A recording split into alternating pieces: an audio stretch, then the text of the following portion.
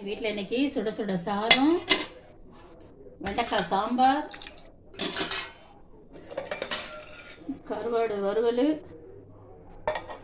முருங்கைக்கீரை பொடி போட்டு முருங்கைக்கீரை பொரியல் மாதிரி எங்கள் சேனலில் போட்டிருக்கோம் பாருங்கள். இது வந்து வெண்டைக்காய் பச்சடிமா, செம்மையாக இருக்கும். உங்களுக்கு யாருக்காவது வேணும்னா சொல்லு, கமெண்டில் கேளுங்க, நான் செஞ்சு காட்டுறேன். வெண்டைக்காய் பச்சடி ஒரு 2 நாள் வச்சு சாப்பிட்லாமா இதை ஃப்ரிட்ஜில் வச்சு, செம்ம டேஸ்ட்டாக இருக்கும். முருங்கைக்கீரையில் கலந்த சாதம் எங்கள் வீட்டில் இதுதான் இன்றைக்கி சமையல். எல்லாரும் வாங்க சாப்பிட்லாம்.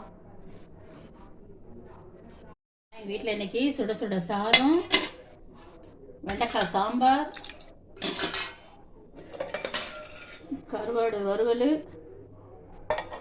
முருங்கைக்கீரை பொடி போட்டு முருங்கைக்கீரை பொரியல் மாதிரி எங்கள் சேனலில் போட்டிருக்கோம் பாருங்கள். இது வந்து வெண்டைக்காய் பச்சடிமா, செம்மையாக இருக்கும். உங்களுக்கு யாருக்காவது வேணும்னா சொல்லு, கமெண்டில் கேளுங்க, நான் செஞ்சு காட்டுறேன். வெண்டைக்காய் பச்சடி ஒரு 2 நாள் வச்சு சாப்பிட்லாமா இதை ஃப்ரிட்ஜில் வச்சு, செம்ம டேஸ்ட்டாக இருக்கும்.